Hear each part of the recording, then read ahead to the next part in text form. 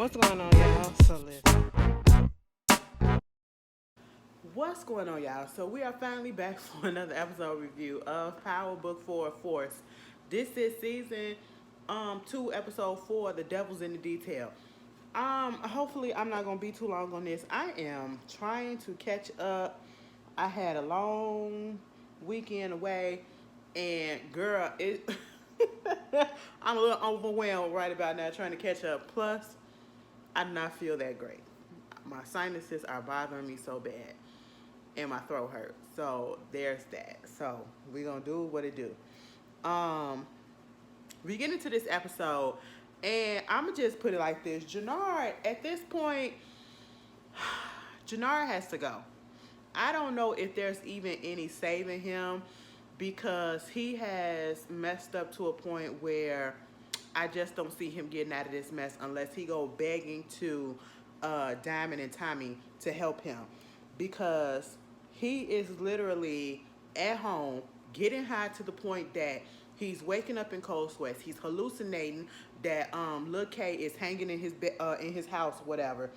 And I'm like, so you high and your conscience is playing games with you, and it's just all a big mess, right? Meanwhile, when you got all of that going, you got the task force going that's looking into treason and CBI. They trying to find out who killed Lil K. The grandmama ain't finna say nothing because grandma just don't got nothing to say. She's not finna try to flip or whatever. She know the code of the street, because if they do, they gonna know that she did, and they gonna come after her, and she ain't got time for it. Meanwhile, while all of this is going on, Tommy and Maria, girl, Maria, I just need to understand. Tommy, alright, okay, for the most part, I guess you must have think that he a little smooth talker, but you gave this man a chance. You gave this man a chance. All of a sudden, you doing driving lessons with this man. She was like, "What happened to your Mustang?" And he was like, "Listen, I had to upgrade it right quick, okay, because that thing in the shop." And the car that he got a 4x4 that is a stick. Baby, one thing about it, two things for sure. Give me an automatic. Do not give me a stitch. I ain't got time to be learning how to drive clutch or whatever. Listen, I don't do those things, okay? She said the same thing, and he said, "No, we're going to learn how to do this because it's, I said, no. But she did. Baby, when you first try to teach somebody how to drive, don't do that to them. Do not hit them with that, especially when they never driven in a car before. No, girl, we got to learn how to drive with the automatics, and then we'll go to the stick later.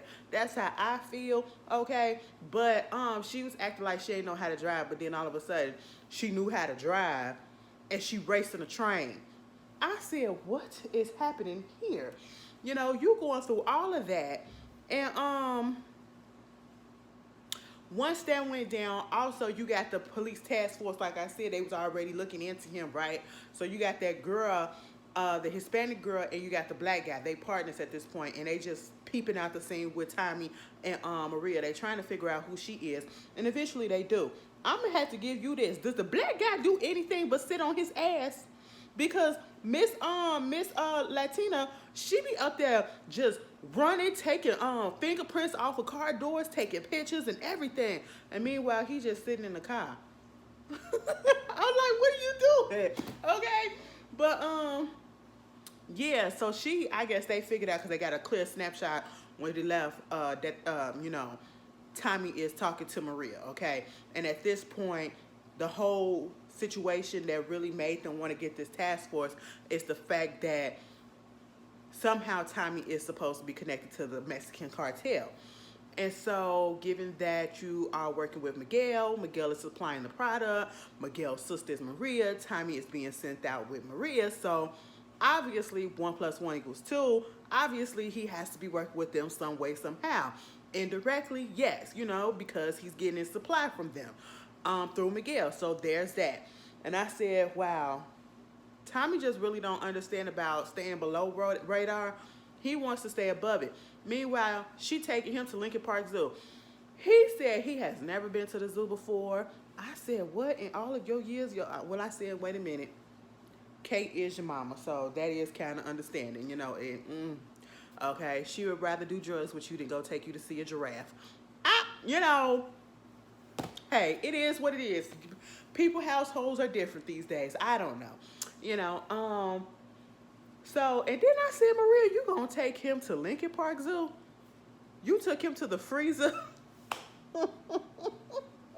She said, listen, we ain't together yet. So I ain't finna, no. I said, no, girl, he spent his money on you, okay? He bought the tickets. It ain't cheap to get up into Brookfield Zoo. That's the big zoo out here in Chicago. But, yeah, took him to Lincoln Park Zoo. They up there talking, and next thing you know, he peeped somebody that peeped him, and come to find out, it's one of the dudes from Rojas Cruise, right? And y'all know who Rojas is. Rojas was the dude that was in a wheelchair that was up in Stateville, right? Or Southville, as they say. Technically, it's Stateville. Southville, that they say, you know what I'm saying? And I was like, oh, what's finna happen? Now, mind you, everybody could have just bad at their business that just had a lovely day at the park, or I should say at the zoo, right? No, dude want to see Tommy. Tommy peep him. Tommy like, listen, girl, I'm finna go get some, you finna go get something to eat, meet me outside the gate. I gotta go to the bathroom right quick. Baby, Tommy started walking towards the bathroom. He in there like this. I said, what you breathing for? Next thing you know, old boy come leaving his girl who he with. I said 9 out of 10, you there with your family. So you really just interrupted your family time to go talk to Tommy and try to take him out for what? For what? We all could have went home to our kids that night, but you couldn't. You couldn't mind your business. You couldn't let bygones be bygones. You want to play big bad badass, and you wind up getting cut up in the bathroom. You know, Tommy was like, yo, I'm from Rojas Crew. You know me? He was like, okay, bitch, why are you following me? Rojas work for us. So, you know, y'all ain't got no problem with us right about that because y'all work for us. He was like, I don't give a fuck about that. Baby, that nigga pulled the knife out. And I said, oh, Jesus Christ. Why do y'all have weapons and y'all don't know how to use them? Y'all really don't know how to use them, okay? It took less than half a second for Tommy to get in control of the fact that that man poured the knife out, all right? And I'm just sitting here like, you really are just pathetic at this point. And this is why you will never be boss, all right? Because you will forever be a foot soldier because of stuff like this. You are the one that goes down for the count. You are the casualty of war, you know? That's just what it is. And, of course, Tommy took over that, and Tommy, in less than a minute, beat the mess out of him, stabbed him up in his back and his kidney. As soon as I seen that thing go in his kidney, I said, God damn. I felt that. I said, oh, Lord, have mercy. He about to die. Girl, he turned him over, stabbed him in the stomach, and then pulled the knife up. I said, ooh. Now, that part kind of took me out. Then threw his ass up in the goddamn big stall in the bathroom. I said, child, listen, when I was at the concert, we had the bathrooms, right? We were standing over there by the men's bathroom, and it was this men's bathroom that was tucked away up in the corner that nobody really was going into, right? And of course, when it comes to the men's bathroom, it ain't never really a line. So I had went up in there just to see if somebody was in there. So y'all mean to tell me y'all only got a couple of urinals up in there and then only a couple of stalls? I said, wow, what if people got a shit? Y'all ain't got that many. Okay, well, men, that's y'all. But why is it still saying this?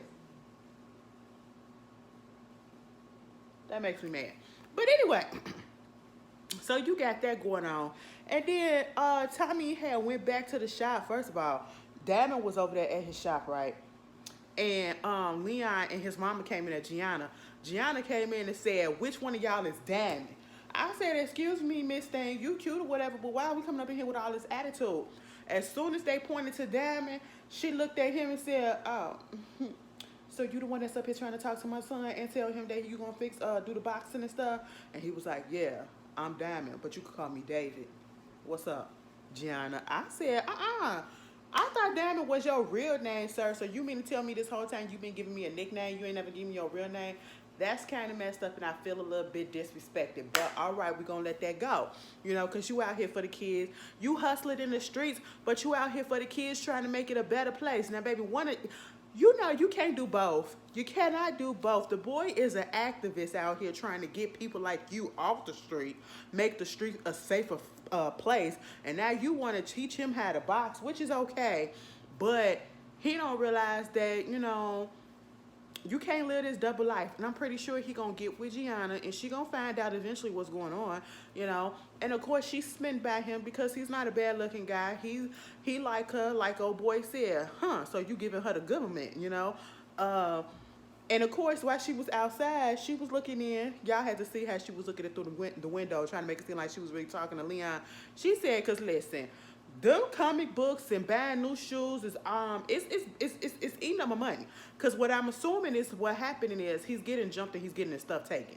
So that's just what's going on. He's getting bullied, and she wants Diamond to really come through for her and to live up to what he said. If he's gonna help him box and learn how to fight and defend himself, go ahead and do so. We do see a scene where they was up in the gym and he was just had him doing push-ups and all of this stuff and pull-ups, and he was just wondering when we gonna get to the boxing stuff and why we got to do all this Mr. Miyagi stuff. And Diamond had him doing the little footwork, shadow footwork and all that stuff. And he was doing it for a minute, but then he got real tired, like his arms was hurting or whatever. And Diamond said, that is why we doing it, so we can build up your endurance, build up your stamina and all this stuff. Then we go into this whole backstory as to the reason why he started boxing. His daddy, listen, my daddy was mean as a rattlesnake. I said, Diamond, how old are you? David was born in the 1960s, okay? You cannot tell me. That man said mean as a rattlesnake. I said, what? What? You could have just said my daddy was an asshole, okay?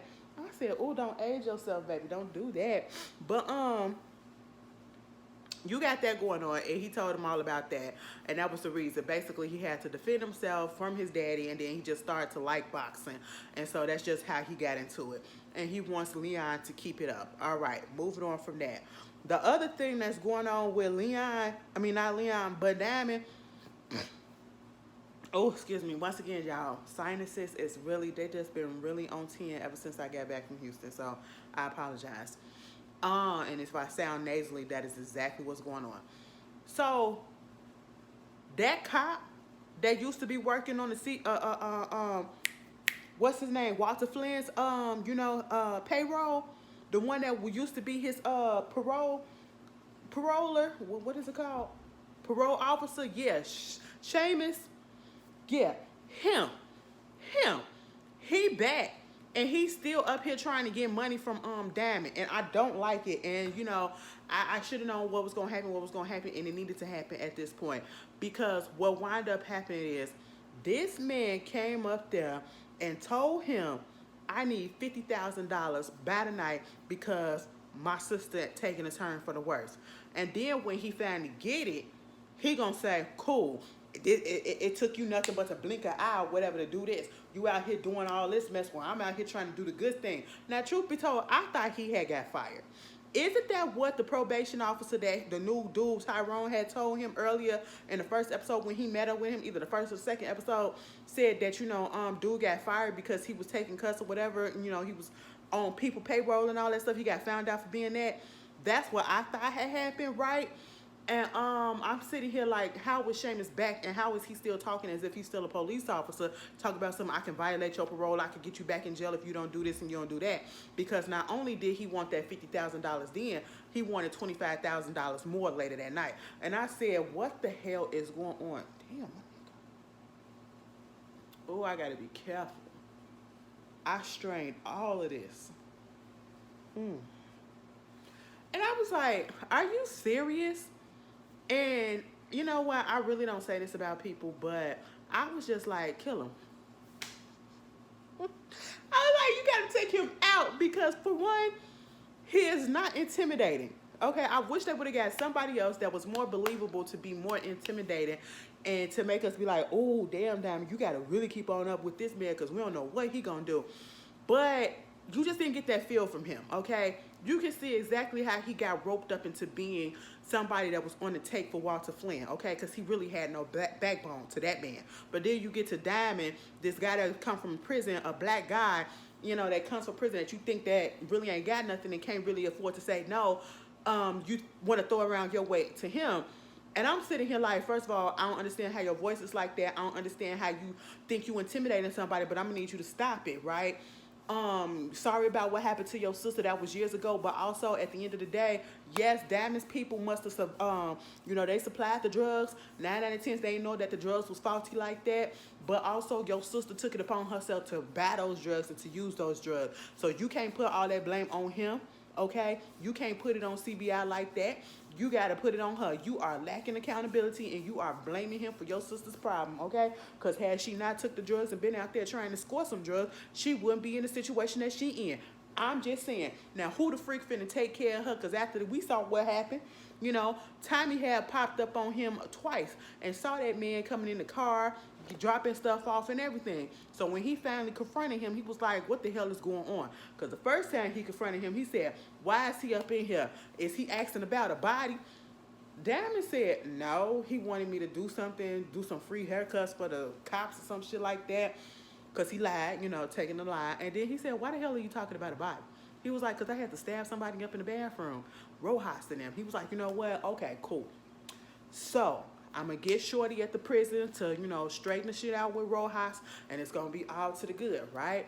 And so, later on, when Tommy found out again that they were still talking, he was like, what's going on? He thought he was a snitch. And he was like, no, I'm not no snitch.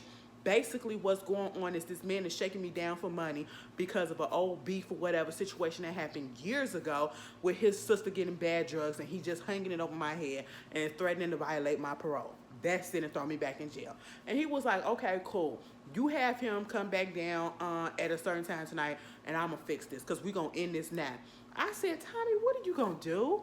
You know, Tommy be making me nervous sometimes. I'm like, oh, because sometimes it can work. And then sometimes it could just mess things up. You just never know which way it's gonna go. Because he's the type of person that don't think before he acts sometimes, and he's on go mode all the time. And so with that being said, Diamond did go, and he had his little lawyer lady come in. The Asian lady that was the Asian lady who was talking to Rojas in the prison the episode before, telling them what's going on and how they're going to be working with CBI. She came through and said, yeah, they making a task force about y'all. Because early in the episode, Tommy was walking down the street and was seeing a lot of their soldiers getting locked up or whatever, getting arrested. Diamond told them, don't even worry about it. They're going to be quiet and all that stuff. They'll be out in a minute.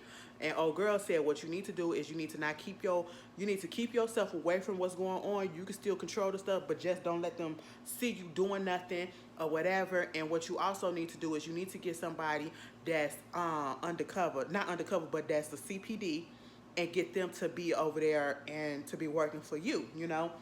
And I was like, yeah, that would be somewhat smart. And I guess at that moment, he had like an aha moment, okay? And I think he was he was already thinking that, you know what, maybe we can do Sheamus. We can get him to come in on the take with us, all right? Meanwhile, you got this situation going on with Flynn. Flynn is having a whole time trying to get this money to Dublin, okay? He's so stressed out, and he don't want to, it was just like when he had that lung situation, and he didn't want to tell his kids exactly how much it was or how bad it was or whatever, and he trying to hide it. That's the same thing he was doing with Polly to the, to Dublin or whatever, because he does not have the means at this point to get the money that he owes to Ireland on time. So, you know, Paulie is like, why don't we just go over there to ask for a little bit more time? And he was like, no, I'm never going to do that, because he's more concerned about his reputation. You know what I'm saying? And so Paulie took it upon himself to go talk to Brendan, okay? Brendan Doyle. And I hated this scene. I hated this scene for the dialogue itself.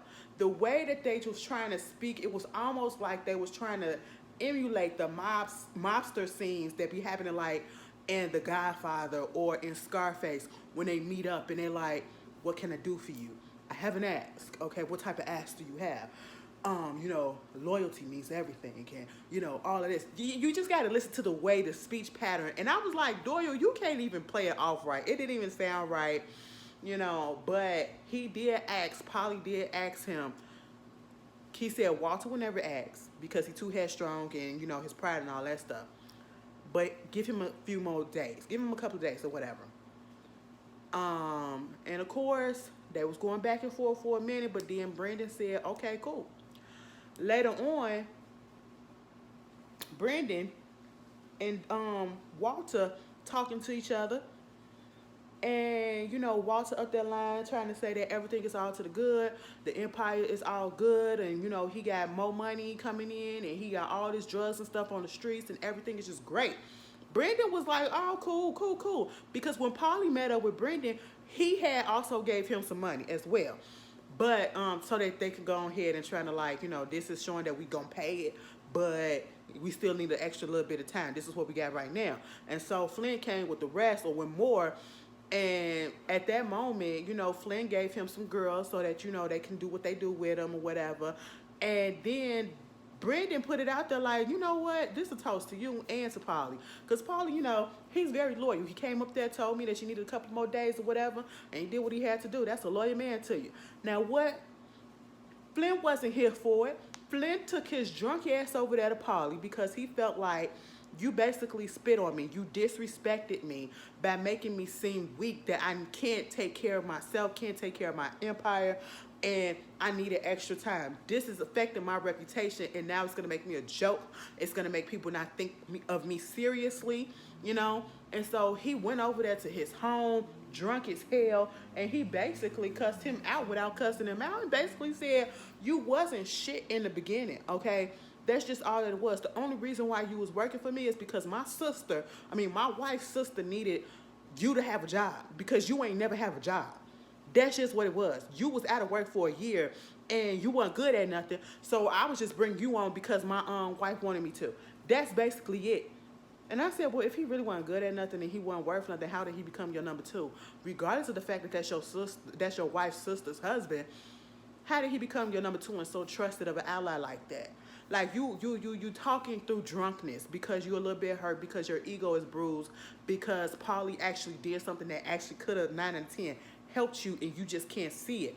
Walter Flynn is that type of person that just don't like to be looked at as if he's out of control, like he has no control of anything that's going on around him, and his empire is already failing, and we already see that. Mind you, Polly's wife was on the steps, on the porch, just looking like, what the hell is going on? Why this man is sitting here getting cussed out by Walter Flynn, telling him that he ain't nothing, and then gonna tell him, your service is no longer needed. I said, girl, Walter, what? All right, now when you get chopped up, don't say nothing. You can't come call Polly, because Polly was the one that was cleaning up stuff for you. I feel like it. Meanwhile, you got that going on, and then you got the kids, right? Girl, Claudia up there still trying to get Victor to come kick it with her, come work with her. And Victor up there trying to tell her, no, because I'm in this thing with Da, because I'm up here trying to get in the inside. You know, I'm trying to tear down from the inside out and all that stuff. And she was like, boy, you ain't nothing but his little lackey. You ain't nothing but his little errand boy. That man does not respect you. And if he did, if he gave a damn about you and about your feelings, look and see what he did to Gloria Barr. He said, what? What you talking about? Baby, we went down there to Gloria's Bar. Gloria's Bar is no longer a bar, baby. It is a trashy strip club, okay? Baby, Vic came up in there, and we see these girls on the pole just doing whatever. We see pictures being taken. We see a girl on her knees giving services to this dude right there out in the open. I said, whoa, wow, this is what we're doing? Okay, you know, and Victor flipped out on the photographer like, where the hell is the picture that was on the wall? And he was like, what you talking about? And who the hell is the Gloria? Baby, he punched the dog shit out of him. I said that Victor, on the one hand, I really wasn't mad at Victor for doing that. But at the same time, I was like, that's not who you be mad at. You got to go do that to your daddy. And since he can't do it to his daddy, he did it to the next person that was right there in front of him. And that's that man. That's just what it was. So, of course, now, you know, I guess he wants to come back, or, you know, Claudia trying to convince him again to come back and work with her. And I guess eventually it does happen, because Claudia went to go sit down with that serve dude, right? And, you know, trying to get him to come in on her business, because she said she got somebody that's giving her some good supply of Xanax and all these other stuff or whatever, different type of drugs. And, you know, he was like, girl, don't you know that your empire is falling? Everybody knows it except for you. And she was like, no, it ain't falling. We actually doing good out here in these streets. And let me just tell you this, the situation with the CBI and Janard, oh, they just playing games with y'all. They are not really not together. They still doing this whole situation with the Crimson Project and all this stuff. I said, what is going? I said, Claudia, this is why Tommy is already out here looking for you to take you out, and then you coming out here and you just messing stuff up by trying to make it seem like CBI is still together when it's not. You are being messy for no reason, and it's just like, now when something happened to you, something happened to you, okay? And speaking of CBI, baby, Janard. Janard gonna die in these streets. If he don't get himself together, if he don't clean himself out, like I said, he was high as hell in the beginning of the episode. He been getting high this whole episode. First time, after we saw him in that first clip, next thing you know, him and his right-hand dude, they up there packaging up their supply. And they're cutting it with baby powder. I said, with baby powder? Nigga, you couldn't even go get some baking soda and cut that thing up with? But, okay, and y'all just be putting a whole bunch of stuff up in your body that you don't know what's in your, cutting it with baby powder? God damn, really? Okay, you know, you do what you gotta do. Meanwhile, he up there sniffing right in front of them. He asked him about where Lil K was, and he was like, I don't know, I ain't getting in contact with him. He been dodging me this whole time. And then he sniffed. Next thing you know, we got his boys coming in. And before that, he went to go meet up with Miguel, and he almost got killed by Miguel, because Miguel, if it wasn't for Maria coming in there to stop him, because she was about to give him his medication, his insulin shots. If it wasn't for her coming in, he probably would have got some stuff. He probably would have got some stuff going on with him. And I'm just sitting here like,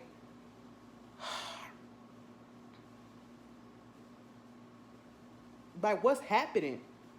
Janard is really just, at this point, I don't even know if I should be even scared for him, because technically speaking, he brought this all on himself. This is one of those times where you think you're a boss, but you're not really ready to be a boss and handle all of the responsibilities. And then you put in the fact that you are getting high on your own supply. The next scene that we do see him in, you get his other crew members coming in. They're trying to figure out where TK at, or Lil K at. And, you know, Janard, instead of saying just that I didn't see him, he's not acting like he's concerned. He's basically acting like Lil K and everybody else is replaceable. We already heard him tell his right-hand man that they need some more hustlers, need to go get some more youngins. That's an army of people that he can, like, replace and do whatever with. It's just like, it's nothing to him at this point. He really don't care. Excuse me. He went to the gym and told Shanti that, he killed Lil K. Mind you, she had to tell him, service has been slow, but I'm going to get stuff done. And stuff has been slow because CBI is the only one that's out here doing stuff the right way, and they selling it for more, cheap, you know? And he just don't understand how to work this business, okay? And Shanti is dumb, and she going to go down with him. This is one of those ride or die type of situations that I just don't understand, because you literally see this man is falling to pieces right before your eyes. You can clearly see that he is on something. You can clearly see something is not right, and you even question it. You even asked when you kissed that man, is he on something? And he said no, but you know that he is. And then when he told her that he killed Lil K, she was like, what? You know, this bad for business, and this and this and that. And he was like, I ain't come here for all this. Either you got my back and you ride it with me, or you don't. And here she go. You know what? You right. I'm with you through and through. That was just my fear talking. I said, what? I just can't with Shanti. So whatever happens to her, happens to her. And that's why people at the crew came through, and they said the same thing. Like, you don't even act like you give a damn, because that's a soldier. That's somebody. We supposed to be family. Y'all keep on talking about family, right? But you acting like you don't give a damn, okay? And then he sniffed some stuff right in front of them. And dude was like, really, that's what y'all own? That's what y'all own? Even Biggie said don't ever get high on your own supply. And you literally out here just doing that right in front of everybody. You're spiraling out of control at this point. And then At that moment, a text come through saying that Lil K had died. Somebody killed him. They found him on the E-way, like he was trash and all that stuff. And at this point, old boy with the locks, he was about to go crazy. He like, yo, we finna go out here and we finna find out who did this and we finna take care of it. Janard was trying to tell him, no, don't do that, don't do that. He was like, I ain't asking for permission. And then he was about to leave, right?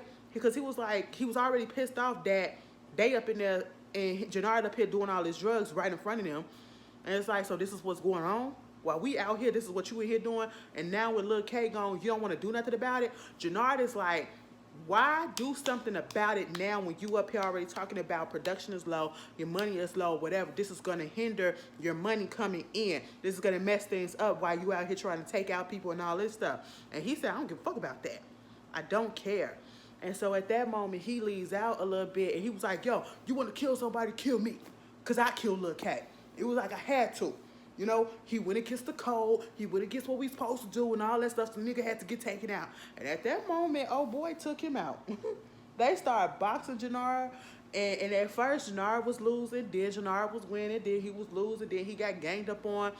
And they had to break that stuff up. And old boy said, I'm fuck treason, because this is treasonous. I said, niggas in their wordplay, they think they really be doing stuff. Oh my God, y'all. I feel terrible. But, you got that going on. And so, Janard has gone from worse to worse-er. Okay? He is just going down low. Ain't nothing progressing about him. He already getting texts from Miguel. The reason why Miguel was about to whoop his ass or whatever and take him out a little bit was because he missed the re-up. He didn't have the money. The service texted him talking about you better have the money at our spot when we supposed to have the money, right? So now you can't pay people back their money. You don't have that many soldiers. The soldiers that you did have, half of them are gone, and you only left with a few. And so at this point, you screaming, talking about this my movie. I'm the main character. And if you don't, I said, nigga, I would be gone too after I hear some stuff like that. Okay? Your shit is crumbling. You are crumbling at the pieces, and this is exactly why Diamond was trying to tell you, you weren't ready to lead this stuff. Okay? You just weren't ready to lead. And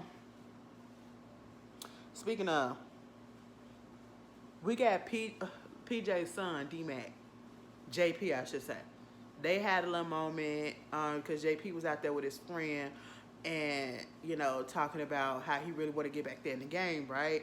And his friend was telling him, I'm glad Tommy pulled you out because, they almost took you out and I'm not ready to see you go. And he was like, listen, I ain't got to worry about nothing like that. They ain't going to ever catch me slipping like that again. And he showed him that gun that was supposed to be being put away that he wasn't supposed to have his hand on, right? It's this girl Genesis or whatever that he liked from back in the day that he kind of stood up. He trying to get with her. Eventually do get a little date with her. And so he was talking to his daddy because he was playing the piano at his bar or whatever. And he was saying how he used to know how to play all the time since he left because he felt like that was something that he could connect with him on and that would bring him back. But now he don't even know how to play. But, they was connected on that part. That was cute or whatever.